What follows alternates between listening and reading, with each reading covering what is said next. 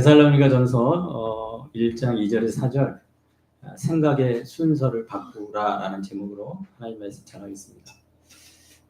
사도 바울은 편지를 시작할 때 감사를 이렇게 포함을 합니다.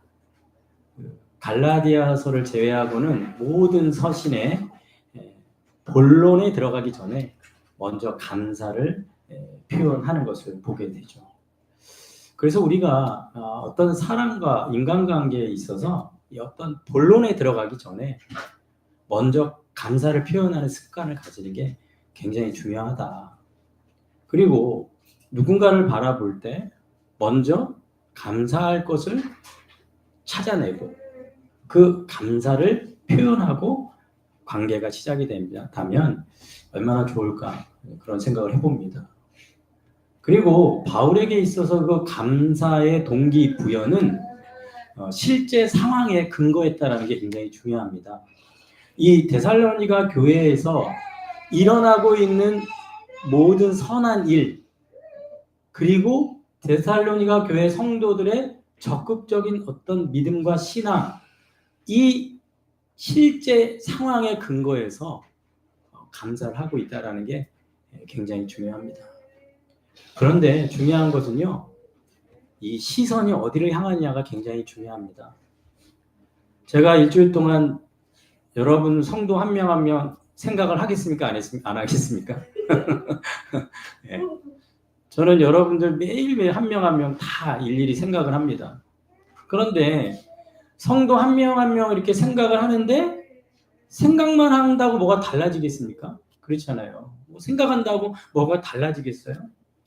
그러니까 중요한 건 이 성도 한 명 한 명을 생각하고 붙잡고 시선을 어디로 향하느냐가 중요한 거죠. 그러니까 여러분 한 명 한 명을 제가 붙잡고 시선을 하나님께 돌리고 하나님을 바라보고 하나님을 소망하고 계속해서 한 명 한 명을 하나님과 연결해서 하나님 안에서 감사할 것이 무엇인가? 기도 제목이 무엇인가? 그것이 중요한 것 아니겠습니까? 우리가 시선을 어디로 향하느냐가 굉장히 중요해요.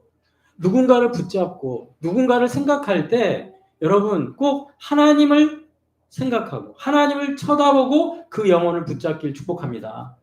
그냥 인간적으로 생각하는 거 세상 사람도 다 합니다. 네.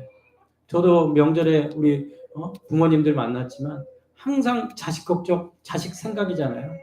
근데 우리 어머니 같은 경우는 하나님 안 믿을 때는 그냥 맨날 자식 걱정이죠. 하지만 교회를 다니고부터는 임 목사 내가 기도한다. 하나님과 연결하고 하나님께 시선을 향할 때 얼마나 감사한지 모릅니다. 오늘 우리가 한 명 한 명을 생각할 때 시선을 하나님께 향하시기를 주님의 이름으로 축원합니다. 그래서 우리가 생각할 때 순서가 중요합니다. 여러분 생각할 때 먼저 감사를 떠올리시고 그 감사의 시선은 하나님께 향해야 된다. 그래서 우리는 오직 누구에게만? 하나님께만 감사해야 되는 줄로 믿습니다. 솔직히 데살로니가 교회 성도들이 너무 신앙생활 잘하잖아요. 그러면 너무 잘한다.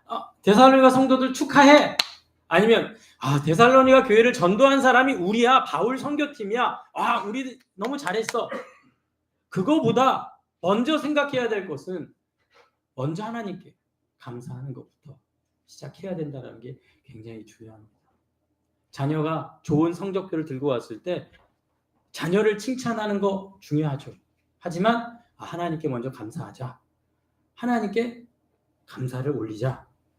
우리의 생각이 먼저 하나님께 향하고 하나님께 대한 감사가 여러분의 생각에 가장 먼저가 되시길 축복합니다. 오늘 2절에 우리가 너희 모두로 말미암아 항상 하나님께 감사한다 이렇게 얘기합니다. 이 감사의 표현 중에 특이한 점은 뭐냐면 너희 모두라는 표현입니다. 그러니까 의도적으로 너희만이 아니라 너희 모두 전체 누구도 예외 없고 전부를 포함하고 있고 데살로니가 교회 성도 전부 모두를 포함하고 있는 이 표현이 굉장히 특별합니다. 그리고 항상이란 단어가 들어가 있죠. 항상 하나님께 감사한다. 끊임없이 기억한다. 그러니까 결국 이거는요. 너희 모두 항상이라는 표현 속에서 우리가 알 수 있는 건 뭐냐면 가족이라는 개념이에요. 가족. 친밀한 가족.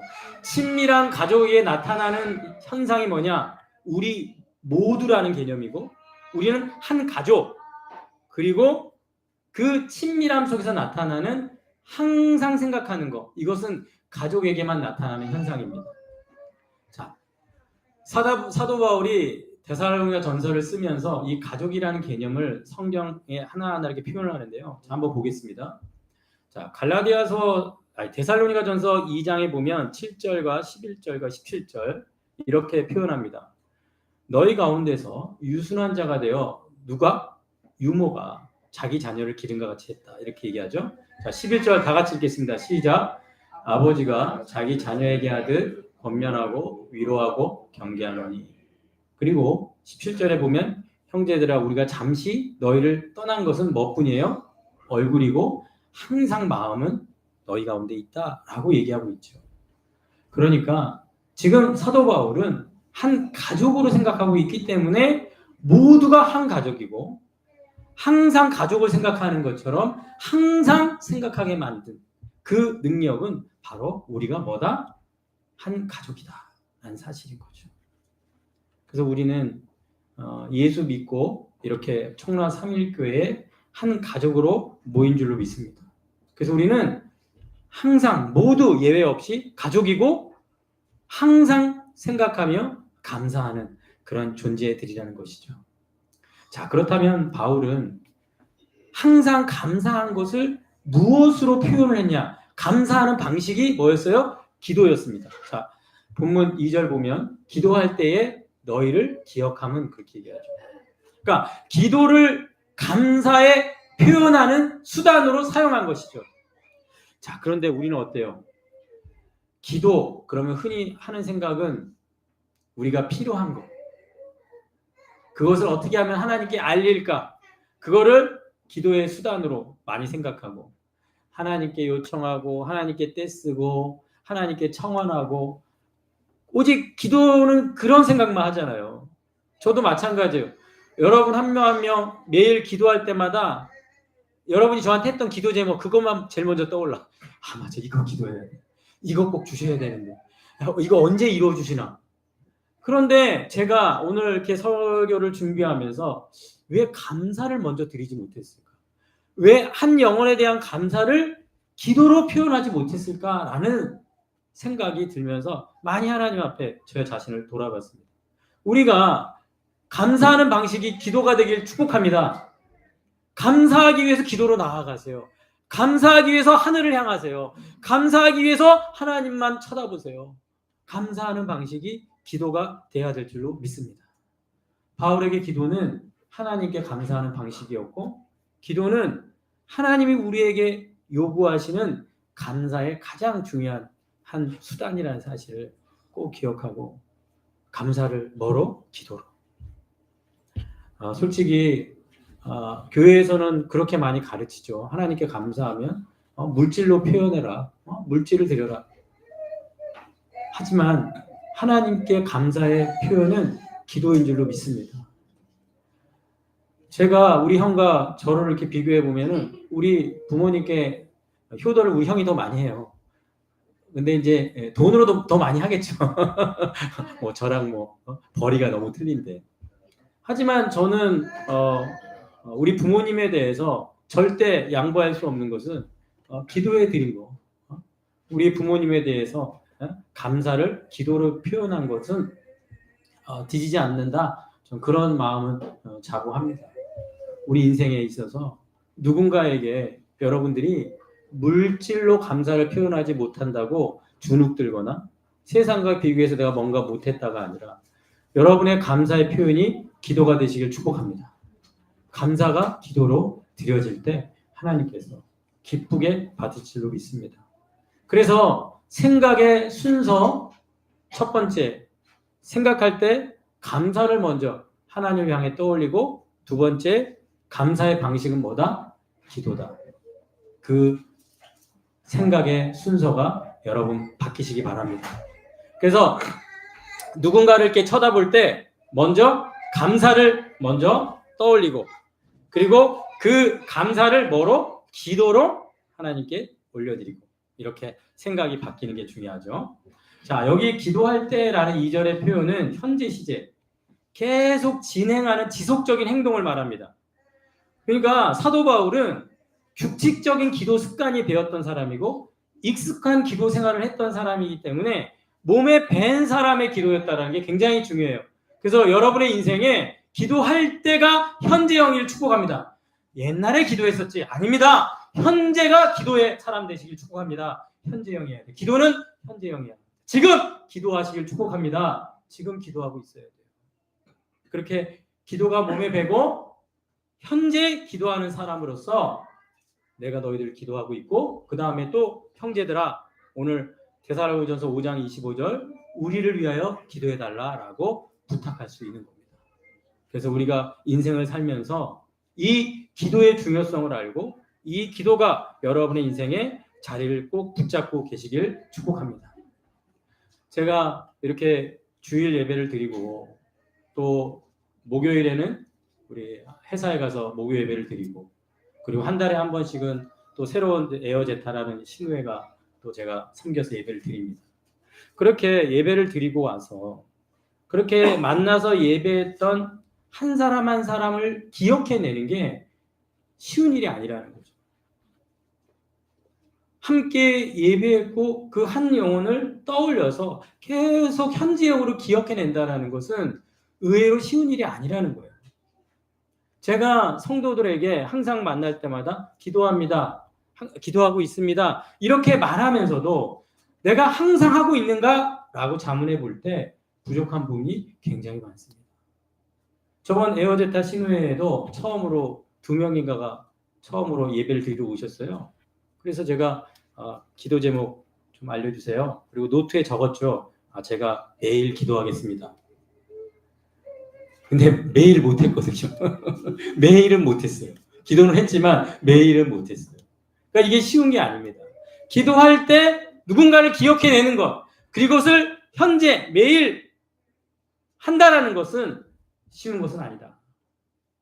이제 우리 하나님 앞에 기도할 때 기억하게, 그래서 그 기억이 여러분의 기도를 이끌어갈 수 있도록 잊지 않게 해달라고, 여러분 그렇게 우리가 기억하며 기도하는 우리가 되길 바랍니다.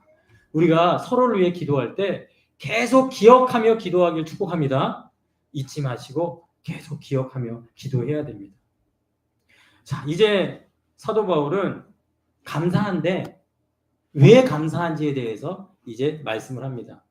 자, 감사의 직접적인 원인 3가지를 오늘 말씀하는데, 자, 3절입니다. 너희 믿음의 역사, 사랑의 수고, 또 우리 주 예수 그리스도에 대한 소망의 인내, 이 3가지를 원인으로 얘기를 합니다. 그러니까 사도 바울의 감사의 직접적인 원인은 데살로니가 교회가 행하고 있는 3가지 일이에요. 3가지 일. 역사, 수고, 인내. 자, 한번 보세요. 세상 사람들은 일 안 합니까? 정말 열심히 일합니다. 그리고 수고 안 합니까? 세상 사람들도 수고합니다. 또 인내하지 않습니까? 엄청 끈기를 가지고 일합니다. 이렇게 세상 사람들도 똑같이 역사하고 수고하고 인내합니다. 그런데 믿는 자가 다른 점이 뭐예요? 우리의 역사, 수고, 인내의 뿌리, 근거가 뭐냐는 거죠. 우리의 행함, 일은 어디에서? 믿음에서.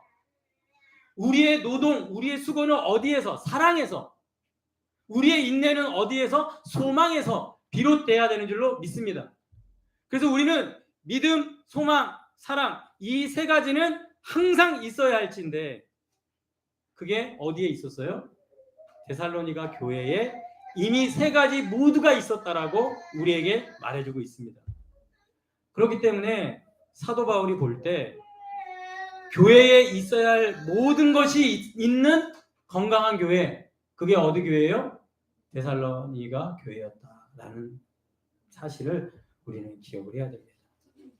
믿음, 사랑, 소망, 이 3중 은혜는 우리가 예수를 믿고 성령을 통해서 강력한 영향력으로 나타나는 반드시 있어야 될 세 가지. 믿음, 사랑, 소망인 줄로 믿습니다. 이것이 우리 교회에 반드시 있어야 된다는 사실이에요. 그래서 여러분에게 물어보세요. 나 지금 믿음이 있느냐? 근데 그 믿음은 뭐예요? 역사로 나타나야 돼요. 그러니까 믿음과 행함이 균형을 이루어야 된다는 거 사실이에요. 그러니까 말로만 믿는다가 아니라 이 믿는 삶이 함께 드러나고 행함과 믿음이 일치된 모습. 자, 그러면 믿음의 반대가 뭡니까? 교회 다니는 사람들은요, 믿음의 반대가 불신이 아닙니다. 교회 다니는 사람에게 믿음의 반대는 뭐예요? 의심입니다. 의심. 그래서 이 의심은 야고보서에서 뭐라고 얘기하냐면 두 마음을 품는 거라고 얘기를 해요. 그러니까 여러분, 우리가 믿는데 의심하면 일이 안 될 줄 알죠? 절대 그렇지 않습니다. 의심해도요, 일은 돼요. 왜냐하면 두 마음을 품고 일하기 때문에 일은 돼요. 그래서 우리 한국 기독교에 믿음으로 많은 일들이 일어났습니다. 그런데 중요한 건요, 두 마음을 품어서 일어난 일들도 섞여 있어요. 그러니까 이 분별이 힘든 거죠. 그러니까 이 두 마음이라는 게 뭐예요? 하나님도 믿고 재물도 믿고. 그래서 교회를 보면은 목회를 하는데 하나님도 믿고 돈도 믿고 목회하는 교회가 있을 수 있다라는 거예요. 성도 중에도 하나님도 믿고 세상도 믿고 그렇게 신앙생활 할 수 있다라는 겁니다. 그러면 그런 사람들이 못 사느냐? 잘 삽니다. 그런 사람들이 결과를 못 만들어내냐? 결과도 만들어냅니다. 중요한 건 뭐예요? 두 마음을 품어서 그렇게 했다라는 거죠. 그렇기 때문에 우리가 정말 중요한 건 뭐냐면 일이 나타나고 역사가 나타나는데 뭘로? 믿음으로 나타나시길 축복합니다. 오직 누가 하셨습니다? 하나님이 하셨습니다. 그렇게 말할 수 있는 우리가 되길 축복합니다. 오늘 우리가 찬양했지만 날이 저물 때, 빈들에 있을 때, 내 힘으로 안 될 때, 그때가 누가 일하실 때예요? 주가 일하실 때인 줄 믿으시기 바랍니다. 그래서 우리에게 믿음이라는 거는 어떻게 보면 내 힘으로 안 될 때 그 상황이 오히려 우리를 믿음으로 더 분명하게 뚜렷하게 만드는 줄로 믿으시기 바랍니다. 그래서 어떨 때는 하나님께서 정말 내 힘으로 안 될 것 같은 상황에 딱 놓게 만드는 때가 있습니다. 저도 요즘 우리 교회를 위해서 기도하면서 제 힘으로 안 될 것 같은 어떤 문제 하나를 지금 봉착을 해가지고 이제 그걸 놓고 제가 이제 기도를 하고 있습니다. 하나님께서 내 힘으로는 안 될 것 같으니까 하나님께서 어떻게 행하시는지 저에게 보여주십시오. 그런 기도를 하고 있습니다. 우리 인생에서 내 힘으로 안 된다는 상황 앞에 여러분 믿음을 분명히 하시길 축복합니다. 절대 두 마음으로는 안 됩니다. 그때는 오직 믿음으로만 된다는 사실을 꼭 기억하시고 그 믿음의 역사가 우리의 인생 가운데 나타나기를 축복합니다. 자, 이제 사랑의 수고라고 하는데 그 믿음의 역사보다 더 강한 단어가 이 수고란 단어예요. 그러니까 고된 노동을 포함하는 거죠. 그러니까 사랑에는 고된 노동이 필요한 겁니다. 우린 이것을 잊어서는 안 돼요. 그런데 성경에서 얘기할 때 이 사랑이 고된 노동까지 나아간다는 게 이게 쉽지가 않다라는 거죠. 솔직히 이제 우리 집도 이제 장애아 우리 설현이를 키우잖아요. 그러면 우리 셋째를 키우는 데 있어서 결국 몸으로 다 부대끼는 거는 우리 아내가 다 몸으로 부대끼고 있거든요. 제가 해줄 수 있는 역할이 많이 없습니다. 부족하고. 그러니까 결국 사랑이라는 거는 고된 노동을 포함하고 있는데 중요한 건 뭐냐면요. 여러분 잘 들으세요. 사랑한다라고 얘기했을 때 이 고된 노동의 순간에 탈진이 온다거나 고된 노동의 순간에 자기의 틀이 깨졌을 때 이 사랑을 포기하게 된단 말이에요. 그럼 뭐가 나가냐? 내가 나가요. 내 성격이 나가고 내 분노가 나가고 또 내 뭔가가 쏟아져 나가서 이 사랑이 다 무너지는 현실을 보게 되거든요. 그거는 제가 경험한 겁니다. 결국 우리는 꼭 기억을 해야 됩니다. 사랑이라는 거는 고된 노동이라는 그 육체적인 한계가 분명히 온다라는 거예요. 그거를 뭐 하고 있어요? 포함하고 있다는 사실을 여러분 잊지 마시길 바랍니다. 그걸 다 포함하고 있는 거예요. 그게 사랑입니다. 자, 예수님이 사랑한다고 했을 때 사랑을 십자가에서 뭘로 감당했어요? 육체로 감당했잖아요. 몸으로 다 받아내신 거 아닙니까? 우린 이것을 잊어서는 안 됩니다. 몸으로 극한 모든 상황들을 다 받아내신 게 진짜 사랑이다. 우리 이것을 꼭 기억하고 이 사랑에 수고하는 데 있어서 여러분 절대로 포기하지 않길 축복합니다. 그리고 우리가 교회에서 이제 이 사랑의 수고에 있어서 조금 착각하는 개념 중에 하나가 뭐냐면 이 경쟁이거든요. 솔직히 이제 저도 이제 교회에서 성도들을 헌신하게 만드는 데 있어서 가장 중요한 도구들, 이제 이게 세상이 얘기하는 어떤 경영의 방식이잖아요. 그러니까 이제 어떻게 하면 교회를 경영을 해 나갈 거냐라고 했을 때 이 성도들 간의 어떤 경쟁, 보이지 않는 목사에게 잘 보인다거나 누군가보다 앞선다거나 이런 개념들을 통해서 은밀하게 성도들을 수없이 사랑의 수고를 하게 만들 수 있다라는 거예요.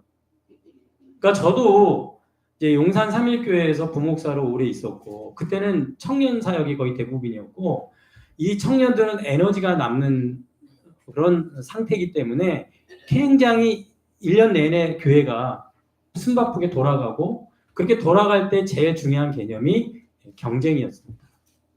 그래서 청년들을 10개로 쪼개서 10명의 대표 목사를 세웁니다. 그리고 1년 동안 경쟁을 해서 누가 제일 많이 인원을 모으느냐 거기에 따라서 또 1년 반 지나면 썩습니다. 그리고 또 15개로 늘려서 15명의 목사를 세우고 그렇게 해서 이제 쭉쭉쭉 이제 나가는데 이제 뭐 제가 밀렸겠습니까? 경쟁에서? 예. 뭐 그때는 저는 정말 수고하면서 열심히 경쟁을 해서 뭐 500명 맡으면 뭐 1000명을 만들고 뭐 그런 식으로 해서 제가 했던 설교 중에 청년 처음으로 1000명을 모아가지고 제가 뭐 간증처럼 발표한 적도 있습니다. 그런데 제가 이 말씀을 왜 드리냐면 그때 제 안에 정말 사랑이 있었느냐 그리고 사랑으로 수고했느냐 이 질문을 던졌을 때는 제가 많이 부끄러웠다. 그런 부분에 있어서 하나님께 좀 할 말이 없다. 우리 교회가 그래서 어떻게 보면 수고하는데 어떻게 사랑으로 수고할 거냐. 이건 정말 숙제인 거예요. 이 사랑은 자발적인 거고 주님만 바라보고 하는 건데 교회에서 이거를 어떻게 구현해낼 것이냐는 거죠. 그러니까 많은 교회들이 인간적인 마케팅과 경영을 통해서 그렇게 수고하게 만드는데 과연 그것이 사랑의 수고인가? 라는 질문을 던졌을 때 우리는 다시 한번 생각해 봐야 된다는 사실입니다. 그리고 사랑에 있어서 또 한 가지 조심해야 될 게 뭐냐면 자기 소신이에요. 그러니까 내가 누군가를 사랑해서 한다라고 하는 것이 오히려 그 아이에게는 또 누군가에게는 강요가 될 수 있고 또 사랑이란 이름으로 뭔가를 억압이 될 수 있다는 사실도 우리는 잊어서는 안 된다. 그러니까 사랑의 수고를 하는데 그게 내 소신으로서 내가 원하는 규칙대로 사랑하는 방식은 사랑의 수고가 아니라는 거예요. 성경적으로 얘기할 때. 그러므로 우리는 정말 어려운 건데 이 사랑의 수고라는 거는 겉으로 볼 때는 구별이 안 되지만 주님께서는 우리에게 사랑의 수고를 원하는 줄로 믿습니다. 그런 사랑을 할 수 있기를 축복합니다. 자, 그리고 세 번째로 소망의 인내가 있었다라고 얘기합니다. 이 소망이라는 거는 인내, 견딤인데요. 그런데 이 초대교회 데살로니가 교회가 형성될 때 그 시대에는 이 인내라는 게 분명히 좀 보여졌어요.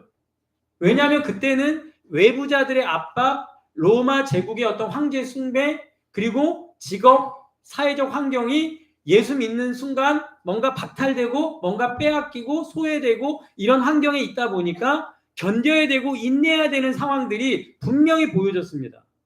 그런데 지금은 어때요? 지금은 그런 분별이 힘든 시대에 신앙생활을 하고 있다. 그래서 어떻게 보면 이 순수한 소망의 인내가 아니라 고집을 부리는 사람들이 있어요. 신앙생활을 인내하는데 고집을 부려요. 그래서 많은 분들이 예수 믿는데 너무 고집스러워 보면 왜 이렇게 고집스러운지 모르겠어요. 뭔가 진짜 자기가 하고 싶은 대로 열심히 막 끝까지 버티고 인내를 하는데 너무 고집스러워 보일 때가 있다라는 거죠.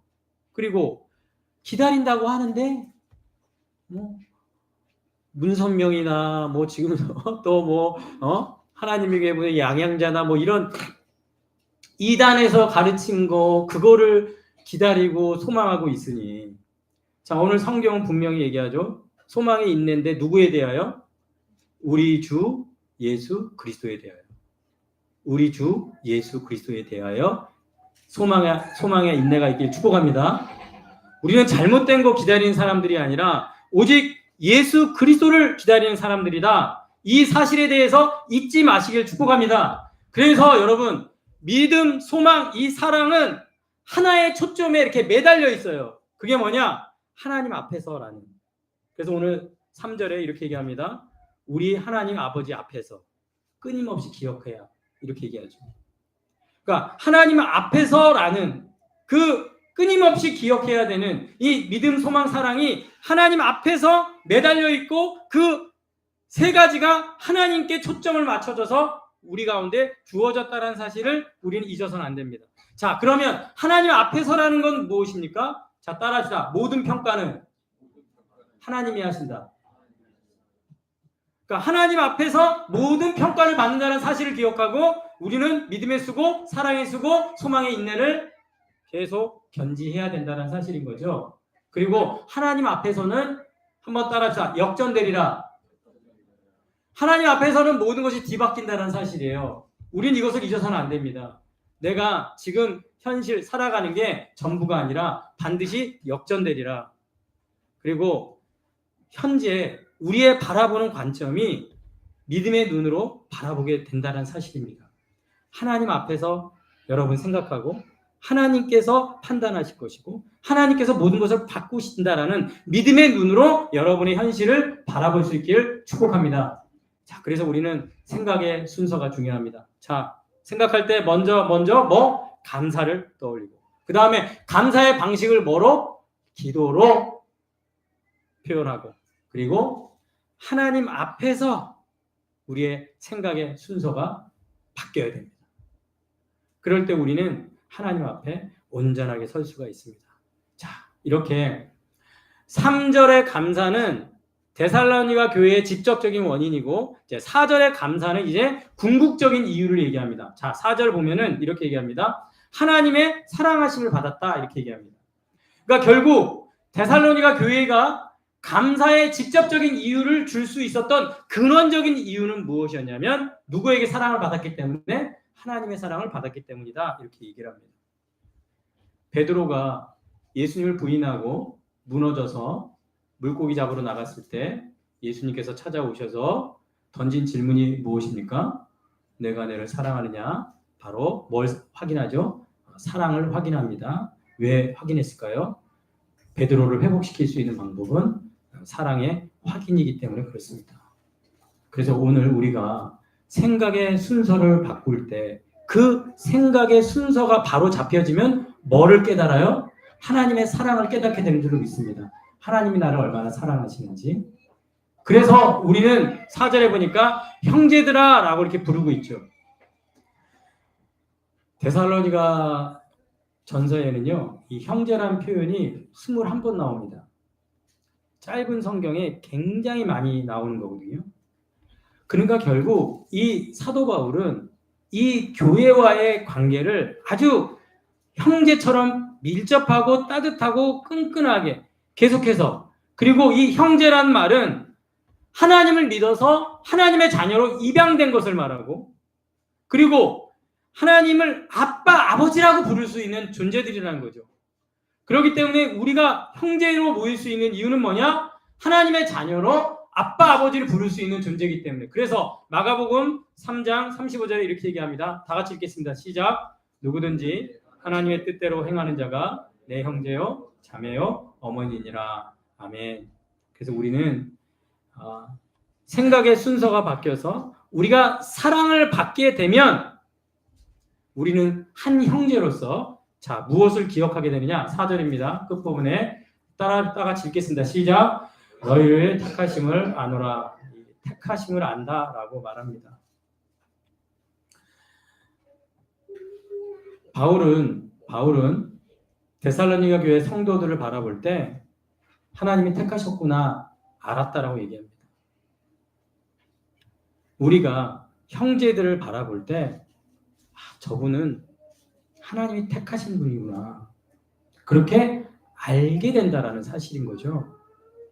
이거는 우리가 믿음의 역사, 사랑의 수고, 소망의 인내라는 세 가지 행위가 우리의 삶에 드러났기 때문에 하나님이 택했네, 저런 행동과 저런 삶은 택한 자만 드러나는 거지, 이건 하나님이 주신 선물이고 하나님이 택하셨기 때문에 저런 반응을, 응답을 하는 거구나라는 것을 알게 된다라고 성경은 말하고 있는 거거든요. 그러므로 우리는 꼭 기억을 해야 됩니다. 우리 형제들은 하나님의 택하심으로 형제가 된 줄로 믿습니다. 내가 택한 게 아니거든요. 우리가 고른 게 아닙니다. 하나님이 선택해서 우리를 모아주셨습니다. 우리 이것을 잊어서는 안 됩니다. 하나님이 택하심을 아시는 인간관계, 신앙생활, 형제 자매로 여러분들이 놓여있다는 사실을 우리는 잊어서는 안 됩니다. 그렇기 때문에 우리가 아까도 찬양했지만 하나님의 부르심, 하나님의 선택에는 후회가 없고 실수가 없으시고, 그리고 하나님이 택하신 자에게는 최종 운명이 하나님께 있음을 여러분 믿으시기 바랍니다. 우리에게 있지 않습니다. 그래서 우리는 하나님의 택하심을 알고 살아가는 우리가 되기를 주님의 이름으로 축원합니다. 하나님께서 우리를 택하셨기 때문에 우리는 믿음의 역사, 사랑의 수고, 소망의 인내가 우리의 삶을 통해 드러나게 된다는 사실을 여러분 꼭 기억하시고, 자, 우리 이제 생각의 순서를 오늘 말씀을 통해 바꾸시면 좋겠어요. 자, 첫 번째, 생각할 때 뭐부터 생각을 하고요? 감사. 그리고 그 감사를 뭐로? 기도로. 그리고 그렇게 누구 앞에서? 하나님 앞에서. 그랬을 때 우리는 뭘 알게 돼요? 하나님의 사랑, 하나님의 택하심을 알게 될 줄로 믿습니다. 우리가 이런 아름다운 교회 공동체로 주님 앞에 세워져 나가기를 주님의 이름으로 축원합니다. 기도하겠습니다. 살아계신 하나님 아버지, 진심으로 감사드립니다. 하나님께서 감사를 먼저 볼 수 있는, 감사를 생각할 수 있도록, 그리고 그 감사를 기도로 하나님께 나아가게 하시고, 하나님 앞에서 우리의 모든 형제, 자매, 교회 공동체의 삶을 함께 누릴 수 있도록 축복하여 주시옵소서. 하나님이 택하셨기 때문에 우리에게 믿음의 역사, 사랑의 수고, 소망의 인내가 내 삶에 드러나는 줄로 믿습니다. 하나님, 그런 항상 있어야 될 믿음, 사랑, 소망이 우리 안에, 우리 공동체 안에 꼭 나타나게 하여 주시옵소서. 그리고 하나님이 택하심을 아는 우리들이 되게 하여 주시옵소서. 그래서 하나님이 택하심에는 후회가 없고 실수가 없고 반드시 주께서 일하시고 계심을 끝까지 신뢰하며 하나님 앞에서 우리의 생각이 바뀌는 자들이 다 되게 하여 주시옵소서. 예수님의 이름으로 기도하였사옵나이다. 아멘.